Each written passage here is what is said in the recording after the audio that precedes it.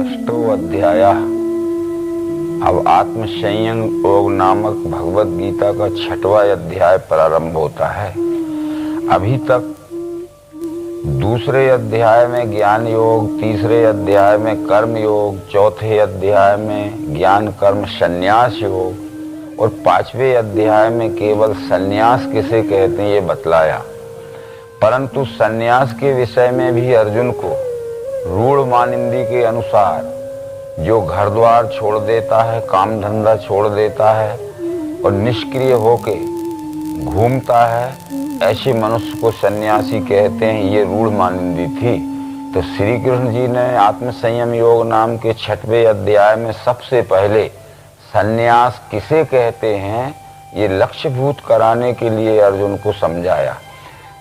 अनाश्रितः कर्म फलम कार्यम कर्म करोति स सन्यासी च योगी च न निरग्न च क्रिया। इससे आशय है कि जो अपने स्वकर्म के द्वारा निष्काम भाव से प्राणी मात्र को सुख शांति पहुंचाने के सदैव कर्म में लगा रहता है वो सन्यासी है। इसमें सन्यासी किसी एक वर्ग के व्यक्ति को नहीं कहा गया है, चारों वर्णों के लोग सन्यासी हो सकते हैं। ब्राह्मण का ये ज्ञान संन्यास होता है, निष्काम भाव से ज्ञान विज्ञान देना। क्षत्रिय का ये रक्षा और न्याय संन्यास हो सकता है, निस्वार्थ भाव से न्याय रक्षा करना। वैश्य का ये व्यापार या व्यवसाय धन संन्यास हो सकता है, निस्वार्थ भाव से धन दान द्वारा प्राणी मात्र की सेवा करना। और ये शूद्र का ये सिर्म संन्यास हो सकता है। इसलिए सन्यास किसी एक ही वर्ग को लागू नहीं होता है, चारों वर्ण के व्यक्ति सन्यासी हो सकते हैं। क्योंकि स सन्यासी च योगी च, वही सन्यासी है वही योगी है, पर जिसने कर्म करना त्याग दिया है, अग्नि आदि छूना त्याग दिया है, वो सन्यासी नहीं हो सकता। वेदों में भी सन्यास के विषय में जो कुछ समझाया गया है वह यही समझाया गया है कि कर्म त्यागान सन्यासो न प्रेष्योच्चारण तु संधो जीवात्मनोर ऐक्यम संन्यासा प्रकीर्ता। कर्म त्याग देने से कोई सन्यासी नहीं होता है, कर्म करने से कोई सन्यासी नहीं होता है। जीव और ब्रह्म की एकात्मता का प्रत्यक्षीकरण युक्त अनुभव जिसे प्राप्त हो गया है उसको सन्यासी कहते हैं। आशय त्रैविद्याम परे नास्ति संन्यास परमम तपा। वेदों में संन्यास को परम तप कहा है, पर परम तप जो कहा है तो तप का अर्थ भी वेदों में शॉर्ट फॉर्म में समझाया गया है कि तप से सन्यास की सिद्धि होती है। तो तप का अर्थ है तासे अर्थ है तत्व, पासे अर्थ है पहचान। परमात्मा तत्व पहचान लिया है जिसने, वो सन्यासी हो गया है। किसी वेशभूषा को सन्यास नहीं कहा है सन्यास जिसे संज्ञा उसी का नाम योग है। बिना संकल्प के त्यागे पार्थ योगी नहीं बने। जिसको संन्यास कहते हैं उसी का पर्यायवाची नाम योग है। परंतु सत्कर्म भी करना है, सेवा में कर्म भी करना है, परंतु उसमें स्वार्थ में सेवा नहीं होना चाहिए। यस सर्वे समारंभा काम संकल्प वर्जिता।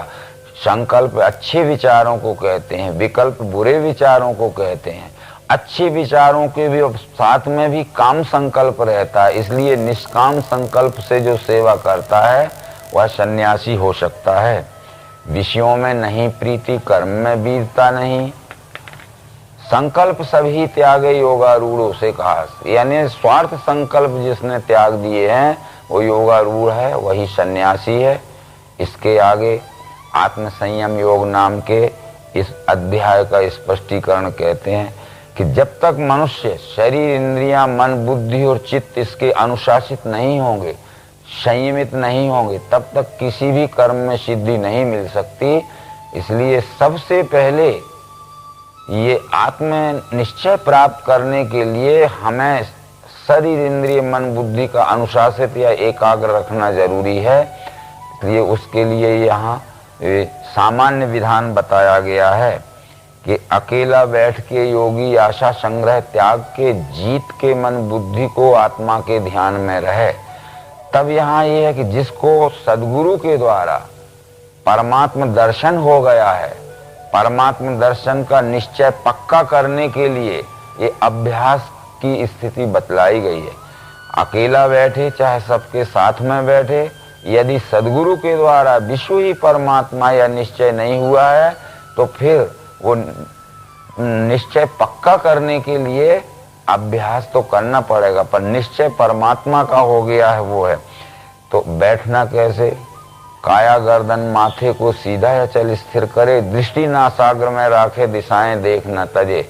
इस मंत्र पे अनेक विद्वानों ने अनेक प्रकार के मतभेद किए हैं, परंतु जो शरीर के अंगों के नाम बतलाए गए हैं, काया कहते हैं कमर से गर्दन तक के स्थान को, गर्दन कहते हैं ये सिर से नीचे के और धड़ से ऊपर के हिस्से को, और माथा कहते हैं सिर के सामने वाले हिस्से को। बैठते समय शरीर यानी कमर से गर्दन तक का हिस्सा सीधा होना, गर्दन यानी सिर से नीचे और धड़ से ऊपर का हिस्सा सीधा होना, और माथा यानी ऐसा सीधा बैठना। दृष्टि नासाग्र में राखे तो नासिका के अग्रभाग में दृष्टि रखे, इसका मतलब है सीधा देखे, इधर उधर न देखे, क्योंकि दिशाएं देखना तजे ये निर्देश उसके साथ है। इधर उधर दृष्टि घुमाएंगे तो जिस वस्तु को देखेंगे मन उसकी ओर कुछ न कुछ प्रतिशत अपने विचारों से दौड़ेगा, तो उसकी 100% एकाग्रता भंग होगी। जब नासिका के अग्रभाग देखने का लोगों ने अनर्थ किया तो आदि शंकराचार्य को ये कहना पड़ा कि दृष्टिम ज्ञानमयी कृत्वा पश्येद ब्रह्ममयम जगत सदृष्टि परमोदारा ननाशाग्रवलोकनी। ज्ञानमय दृष्टि करो, यह जगत ही परमात्मा ब्रह्म स्वरूप यह देखो। सदृष्टि परमोदारा वही परम श्रेष्ठ दृष्टि है, ननाशाग्रवलोकनी। दृष्टा दर्शन दृश्य आदि विरामो यत्र भवेत्, दृश्य तत्रैव कर्तव्य ननाशाग्रवलोकनी। दृष्टा दर्शन दृश्य इस त्रिपुटी का भी जहाँ लय हो जाता है, वह दृष्टि प्राप्त करना ही हमारा ध्येय है, ननाशाग्रवलोकनी। नासिका के अग्रभाग को अवलोकन करने से कोई लाभ होना संभव नहीं है। इन सब विचारों को देखते हुए ये संपूर्ण सृष्टि परमात्मा स्वरूप है, यह निश्चय पक्का होने के लिए एकाग्र चित्त से शरीर इंद्रिय मन बुद्धि को वश में करके बैठे, ये निर्देश करने का यह मतलब है। परंतु वो आत्मा बंधु आत्मा का जिसने मन वशी किया, जिसने मन नहीं जीता, उसका सत्व तो वो करे। इसमें त्रिपुटी फिर आई। वो व्यष्टि आत्मा समष्टि आत्माओं का बंधु है। जिस व्यष्टि आत्मा ने अपने मन को वश में कर लिया है और जिसने अपने मन को नियंत्रित नहीं किया है, जिसने अपने मन को अनुशासित नहीं किया है, तो वो सबके साथ में प्रेममय सेवामय व्यवहार नहीं कर सका। इसलिए सबके साथ में उसका राग द्वेष का सत्वत्व का ही व्यवहार होगा। आगे जो बात बतलाई है, भीत त्यागे रहे शांत आचरे ब्रह्मचर्य को, मन रोके मुझे ध्यावे मत परायण हो रहे। तब इस बात को फिर ध्यान में रखनी है कि तत्वदर्शी सदगुरु के द्वारा विश्व ही परमात्मा यह निश्चय प्राप्त हो जाने के बाद, निश्चय पक्का होने के लिए, उसको मनन करने के लिए किस तरह हम साधक को रहना चाहिए, ये विचार इसमें रहे। बैठे जब निश्चय पक्का करने के लिए तो सब प्रकार का भय छोड़ देवे, शांत रहे, आचर्य ब्रह्मचर्य को। एक इंद्रिय का संयम ही ब्रह्मचर्य नहीं है, तो समस्त इंद्रियों का संयम में रखना ब्रह्मचर्य है। पतंजलि योग शास्त्र ने कहा है कि स्व विषय संप्रमोषे चित्त स्वरूपानुकारी इंद्रियाणाम प्रत्याहारा, यानी कान का व्यभिचार भी होता है, वाणी का व्यभिचार भी होता है। हर इंद्रिय का अपने अपने विषयों में अति उपयोग का नाम व्यभिचार है। इसलिए संपूर्ण शरीर को संयम में रखना इंद्रिय मन बुद्धि सहित ये ब्रह्मचर्य। वास्तव में ब्रह्मचर्य की व्याख्या जो महामुनि व्यास ने पुराण में की है, वो ये कहते हैं कि यदिदम ब्रह्मणो रूपम ब्रह्मचर्यमिति स्मृता। हमारे आयुष्य को यदि 100 भागों में बांट लिया जाए तो आयुष्य का प्रथम चरण जो 25 वर्ष का होता है, जन्म से लेकर 25 वर्ष तक, उसमें यह विश्व ही ब्रह्म है। गुरुकुल में यह निश्चय प्राप्त करने के लिए जो हम जाते हैं उसका नाम ब्रह्मचर्य है। यानी ब्रह्म को जानकर ब्रह्म के साथ आचार कैसे किया जाता है, यह सीखने के लिए ये ब्रह्मचर्य कहा गया है। परंतु जब हम इस तरह विश्व ही ब्रह्म है, इसको जानकर इस विश्व रूपी ब्रह्म के साथ हमें अपना सेवामय आचार करना सीखना ही ब्रह्मचर्य का कारण है। इंद्रिय संयम तो जरूरी, तब फिर हम गृहस्थ हो सकते हैं। गृहस्थ शादी कराना मात्र नहीं है, जिस वर्ण रूपी ग्रह के हम हैं उस अपने वर्ण रूपी ग्रह में हम स्थित हो जाएं। स्थित हो गए तो फिर उसका कार्य भी चलाना है, पृष्ठ होना पड़ेगा, उसका नाम वानप्रस्थ है। यानी अपने निज निज गुण कर्म के कार्यों का विस्तार पूर्वक हमें प्रचार प्रसार अथवा उपयोग में लाना, ये वानप्रस्थ। परंतु सब प्रकार के कर्म करते हुए उसमें फलाशक्ति न रहना, ये संन्यास है। इसलिए ये पहले ही इस श्लोक में हमने कृष्ण जी के द्वारा ये समझ लिया कि अनाश्रितः कर्म फलम कार्यम कर्म करोति यह स सन्यासी च योगी च न निरग्न च क्रिया। विश्व सेवार्थ अपने स्वकर्म के द्वारा फल इच्छा छोड़कर जो कर्म कर रहा है वो सन्यासी, वही योगी। तो चारों वर्ण सन्यासी हो सकते हैं। ब्राह्मण का ज्ञान सन्यास हो गया, क्षत्रिय का न्याय रक्षण सन्यास होगा, वैश्य का आयात निर्यात व्यापार धन सन्यास होगा और शूद्र का श्रम सन्यास हो गया। सन्यास किसी एक ही वर्ग को लागू नहीं होता है। अपने अपने स्वकर्म को फलाशक्ति छोड़कर लोकहित के लिए व्यवहार करना ही सन्यास है। और आगे जो बात बतलाई गई है, ये सब बातें शरीर के स्वस्थ अवस्था से संबंधित हैं। इसलिए युक्त आहार विहारी जो युक्त ही कर्म आचरें, युक्त है जागना सोना उनका योग दुखर है। जो अधिक खा लेते हैं, जो भूखे ही निरा रहें, जो अधिक सोवें जागें उन्हें योग सदे नहीं। या तो अधिक खा लिया या भूखे ही निरे रहे हैं या अधिक सोते हैं अधिक जागते हैं, तो उनका शरीर स्वास्थ्य ठीक नहीं होगा। शरीर स्वास्थ्य ठीक न रहने से उनका मन भी किसी कार्य में ठीक से ग्रहण करने योग्य नहीं रहेगा। शरीर का और मन का बहुत तदात्म संबंध है। यदि हमें कोई शारीरिक रोग हो जाता है तो हमारा मन नहीं लगता है।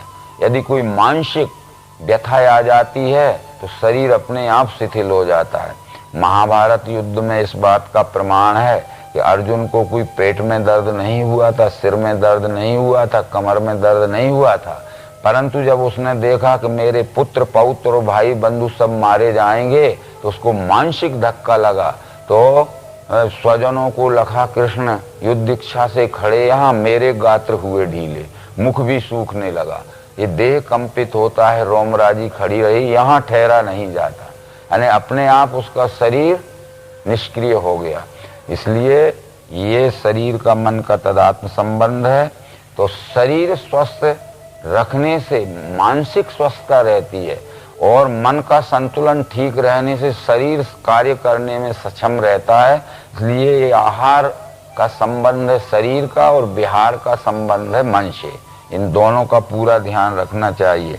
निर्वात स्थान में जैसे दीप ज्योति नहीं हिले, वैसे ही आत्मयोगी का जित चित्त नहीं हिले। जैसे एक प्रकाश के दीपक के ऊपर हम कांच का आवरण लगा देते हैं तो हवा का धक्का नहीं लगता है, तो प्रकाश की ज्योति हिलती नहीं है। वैसे ही जिनका चित्त पूर्ण रूप से जय हो गया है, कितने ही विषय वासनाओं के झकोरे और धक्के लगे, उसका चित्त किंचित भी विचलित नहीं होता है, चित्त स्थिर ही रहता है। इस तरह से ये आत्मयोग स्थिति होने की पहचान है। योग से स्थिर जो चित्त जहाँ विश्रांति है गए, यहाँ योग से अर्थ है ये दिव्य चक्षु योग के द्वारा जिसने विश्व ही परमात्मा है यह समझकर उसका निश्चय पक्का कर लिया है, तो हर प्रकार का कर्म व्यवहार करते समय भी उसका चित्त किसी प्रकार की विषय वासनाओं के धक्के से विचलित नहीं होगा या विषय वासनाओं में फंसेगा नहीं। न तेषु रमते बुधा, जो 5वें अध्याय में कह गए हैं कि उनमें ज्ञानी फंसे नहीं। जहां अपने में आप देख के आत्मतोष है, यहाँ भी त्रिपुटी आ गई। अपने में आप देख के, अपने में यानी साकार में, आपको यानी निराकार को, देख के यानी पुरुषोत्तम भाव से, यानी साकार में ही निराकार रूप से परमात्मा व्याप्त है। ऐसा निश्चय पक्का होके ही आत्म संतुष्टि हो जाती है। फिर किसी तरह की उसके अंतःकरण में संशय धर्म की स्थिति नहीं रहती। अंत का सुख जो है सो बुद्धि देखे न इंद्रियां, जो मिलने से अन्यत्र अधिक लाभ नहीं गिने, जहां ये स्थिति होगी तीव्र दुख में भी नहीं है। जो अंत का सुख है वह जीव ब्रह्म की एकात्मता जन्य अचल स्थिति है। सर्वांग योग शास्त्र में ये समझाया गया है, आदि का सुख है स्थूल सांसारिक पंच भौतिक क्षर भाव के भोग, आदि में क्षर का भाव देखना निज बुद्धि से। मध्य का सुख है, भरी है मध्य में इसके अक्षर ब्रह्म मिठास वो, और अंत का सुख है जहां आदि और मध्य दोनों लय हो जाते हैं। अंत में पद सो पावे, वेदों में श्रेष्ठ जो कहा। इसलिए आदि क्षर है, मध्य अक्षर है, और आदि मध्य दोनों जहां लय हो गए वो अंत में वो पुरुषोत्तम है। वो अंत का सुख बुद्धि, निश्चयी बुद्धि उसको देखती है, मन और इंद्रियों से वो लक्ष्यभूत नहीं होता है। जहां स्थिति होगी तीव्र दुख में भी नहीं हिले। जो मुझे विश्व में देखे, मेरे में विश्व को लखे, उसी के दृष्टि में मैं हूं, वो मेरे दृष्टि में बचे। कृष्ण जी यहाँ ये कहना चाहते हैं कि जो अपने को संपूर्ण विश्व में और विश्व को अपने में अंश अंशी भाव से प्रत्यक्षीकरण की युक्ति से दिव्य दृष्टि से देख लेता है, तो बराबर उसकी दृष्टि में सदैव विश्वरूप चारों ओर देखता है। विश्वरूप पाहे पाहे चहु कड़े तोची दिसे, इस तरह से अपने को दिखता है। तो ये निश्चयात्मिका बुद्धि, जिसे व्यवसायी बुद्धि कहा है, वो परमात्मा निश्चय कर पाती है। आगे का जो विचार है, आत्मा को सब भूतों में, भूतों को आत्मा में लखे। योग युक्त स्थिति वाला सर्वत्र समदृष्टि का, वो परमात्मा संपूर्ण चराचर सृष्टि में है। संपूर्ण चराचर सृष्टि परमात्मा में ही है।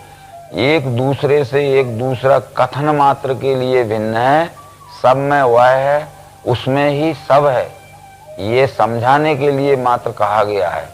तो इस तरह निश्चय दिव्य दृष्टि योग के द्वारा जिसको हो जाता है, ईक्षते योग युक्तात्मा, दिव्य चक्षु योग से युक्त होकर ईक्षते यानी जो देख लेता है, जान लेता है, तो सर्वत्र समदर्शना, उसको ही सर्वत्र समदर्शन हो सकता है। ये आगे के विचार जो हैं, भूतों में स्थित मेरे को जो भजे एक दृष्टि से, ये संपूर्ण चराचर सृष्टि में एक ही परमात्मा है।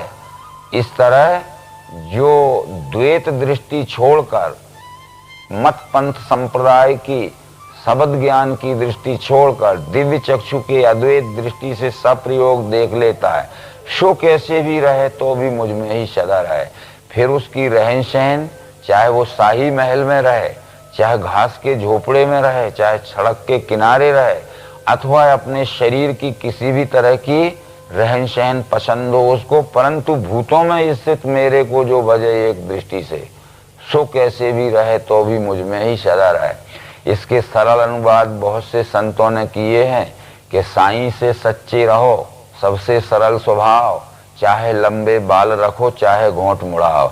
ये विश्व ही परमात्मा यह जानकर ये निष्काम भाव से अपने स्वकर्म द्वारा उसकी सेवा करो, फिर चाहे तुम बाल रखो और चाहे सिर घुटाओ, इससे कोई फर्क नहीं पड़ता है।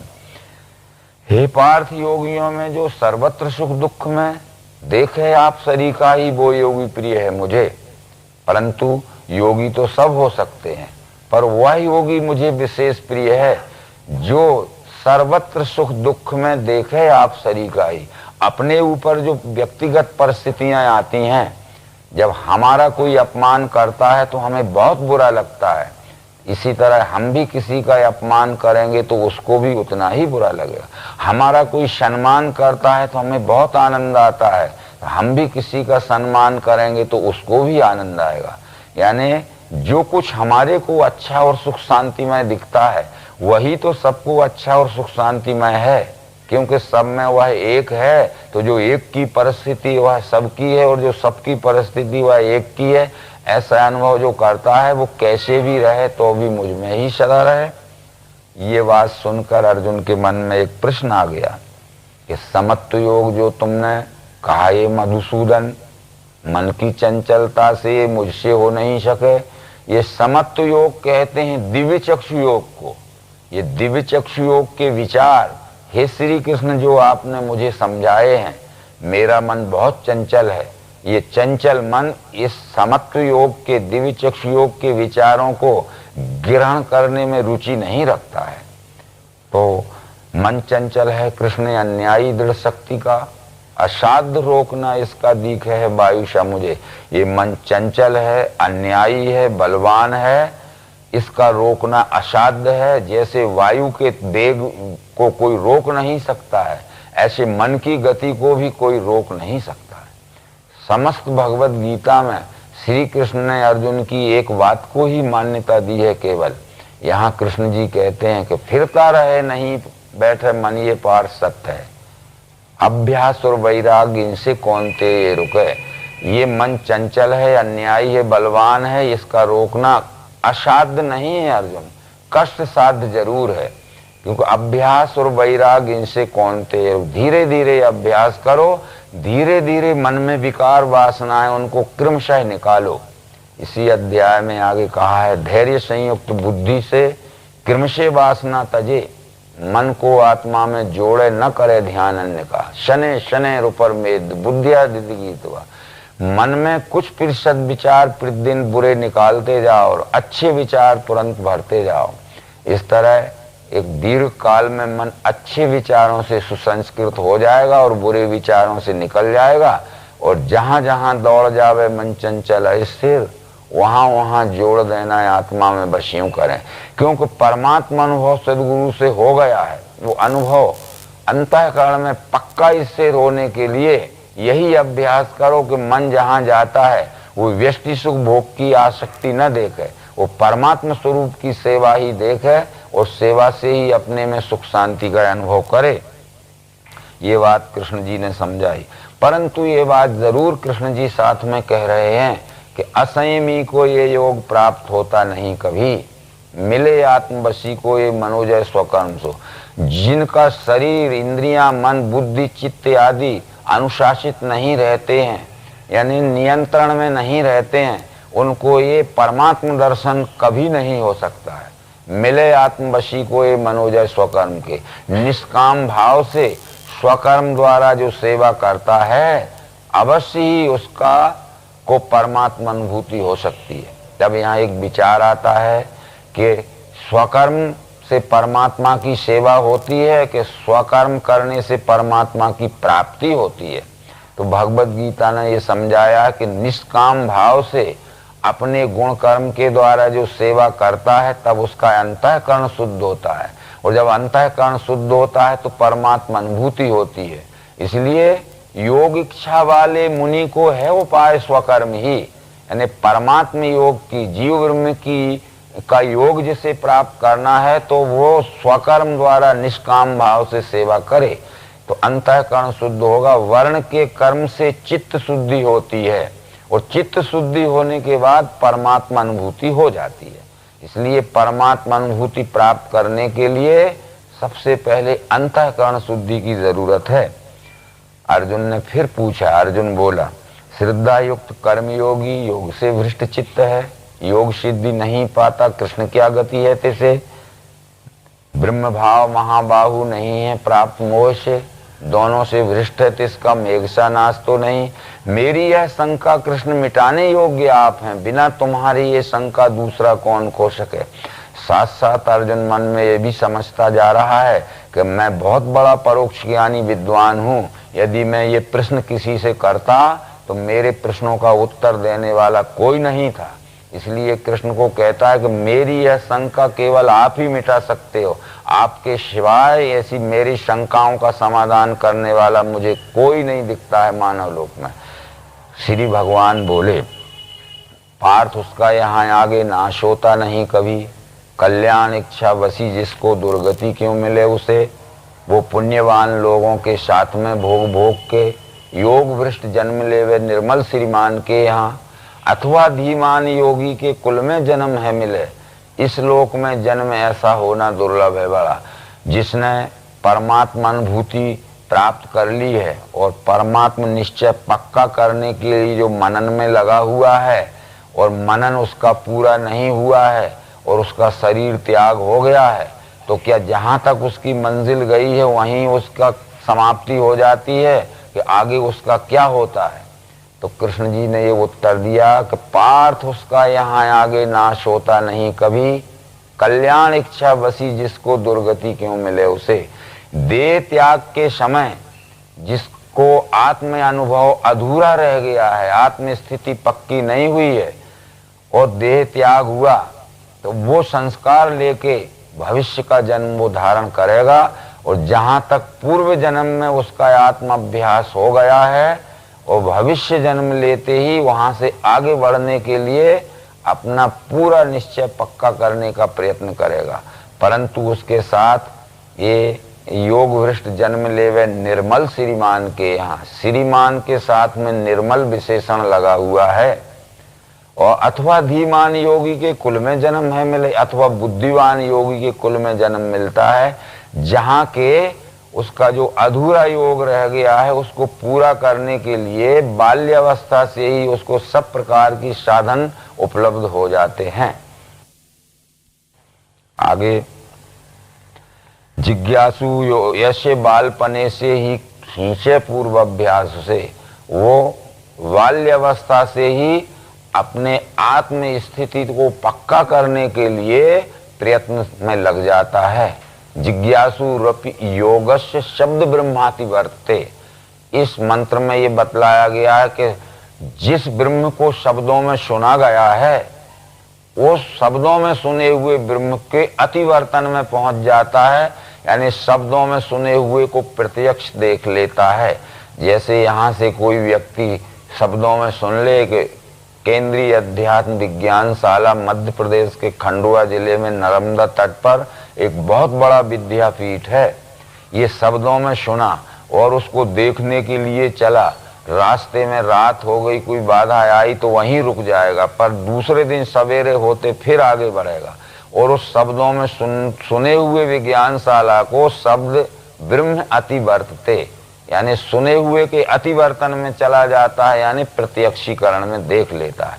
क्योंकि इसका स्पष्टीकरण उपनिषदों में कहा गया है कि द्वय रूपे ब्रह्मण सस्य मूर्तम च मूर्तम एव च, द्वय रूप शब्द साकारम च निराकारम सर्वभूतेषु विस्थिता, अथवा द्वय रूपे ब्रह्म रस्तस्य, इस तरह कुछ विचार है। अनेक जन्म की सिद्धि सब पाप धुला हुआ, स्थायी उद्योग का कर्ता योगी श्रेष्ठ गति लहे। अनेक जन्म की सिद्धि उसके पास रहती है और उसके द्वैत रूपी सब पाप धुल गए हैं और अद्वैत स्थिति में पहुंचने के लिए वह निरंतर प्रयत्नशील रहता है। तो स्थायी उद्योग का कर्ता और जो स्थायी रूप से अद्वैत स्थिति पक्की करने के लिए अभ्यास कर रहा है, तो योगी श्रेष्ठ गति लहे। वो श्रेष्ठ गति यानी जीव ब्रह्म की एकात्मता का अनुभव निश्चय उसका पक्का हो जाता है, यही उसकी श्रेष्ठ गति है। वो श्रेष्ठ गति के लिए कोई बाह्य कर्म की आवश्यकता नहीं है। तपस्वी से बड़ा योगी, ज्ञानी से भी वही बड़ा, कर्मी से श्रेष्ठ है योगी, इससे योगी एक हो। ये तपस्या करने वालों से योगी बहुत बड़ा होता है, शब्द ज्ञान कथन करने वालों से योगी बहुत बड़ा होता है। अनेक प्रकार के क्रियात्मक रोचक भयानक स्वर्ग नरक आदि के सुख भोगने के जो कर्म कांड हैं, उन कर्म कांडियों से योगी बहुत बड़ा होता है। इसलिए अर्जुन तुम योगी बनो। योगी बनने का मतलब है इस संसार में अनेक व्यष्टि के अनेक योग होते हैं, दो भिन्न वस्तुओं को एक रूपता में जोड़ देने का नाम योग है। क्योंकि पातंजल योग शास्त्र ने योग की व्याख्या की है अनेकेषु एकत्व अनुसंधानम योगा। जो ये अनेकता दिख रही है, इस अनेकता में वह एक ही है और एक का ही फैलाव इस अनेकता में तदात्मता से है। ऐसा खोज कर जिसका निश्चय पक्का हो गया है वो योगी होता है। इसलिए अर्जुन तू जीव ब्रह्म की एकात्मता का निश्चय करने वाला निश्चयी आत्मयोगी बन। यदि आत्मयोगी बन भी गया है तो उस योग प्राय स्थिति के पश्चात तुझे योगी नाम अपि सर्वेषां मद्गते नान्तरात्मना, श्रद्धावान भजते यो माम समे युक्त तमो मता।